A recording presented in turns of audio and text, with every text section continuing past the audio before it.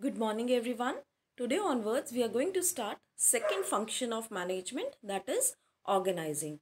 We have previously learnt about the first function, that is planning, and now we'll begin with the organizing. Now let's understand the meaning of organizing through a small animation and then further I'll elaborate it. Organizing. Once organizational objectives have been specified and plans have been laid down for the entire organization, the management function of organizing comes into picture. This second management function of organizing, which comes after planning, determines the required resources and activities.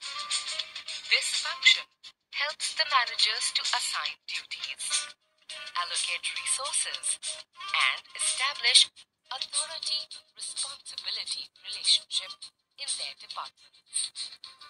Thus, organizing refers to a function which coordinates human efforts, assembles resources, and integrates them for achieving specified objectives. In simple terms, we can say that it is the process which initiates implementation of plans by clarifying work responsibilities and the related working relationships, and by effectively deploying resources for attainment of desired organizational goals.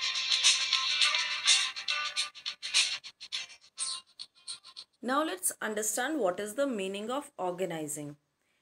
Organizing refers to such a process which coordinates the efforts of human resources.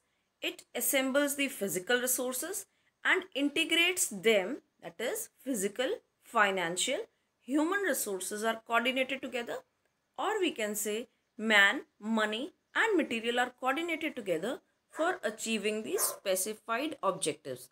Now, how this is done? Let's study the function of organizing management in detail.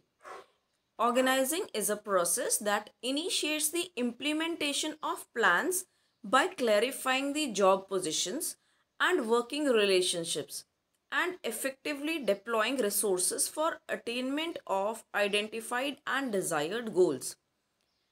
The goals, desires which were previously identified during the function of planning, these have to be achieved. Now for this, man, money, material, physical resources, financial resources, human resources are to be gathered together. They are to be coordinated, and further authority responsibility relationships are to be clarified. Once there is a clarity between the superior subordinate relationship, who is going to be the superior, who is going to be the subordinate, who is going to give the orders, and who is going to obey the orders. This is authority responsibility or superior subordinate relation. This relation is to be made clear, and further man, money, material, that is human resources, financial resources, and physical resources, they are to be combined and coordinated together for achievement of the goals. So this is function of organizing. In the words of Llewellyn, organizing is the process of identifying and grouping the work to be performed, defining and delegating responsibility and authority, and establishing relationships for the purpose of enabling people to work more effectively together in accomplishing the objectives.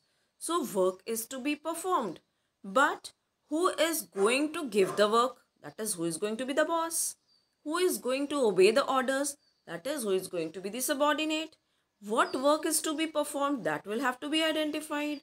That work will have to be grouped together, and further the targets would be achieved on the basis of coordination of all the resources plus establishment of authority responsibility relationships. Let's understand this with the help of an example. Mr. Vikas, an entrepreneur, started a business of trading in computer hardware in Delhi.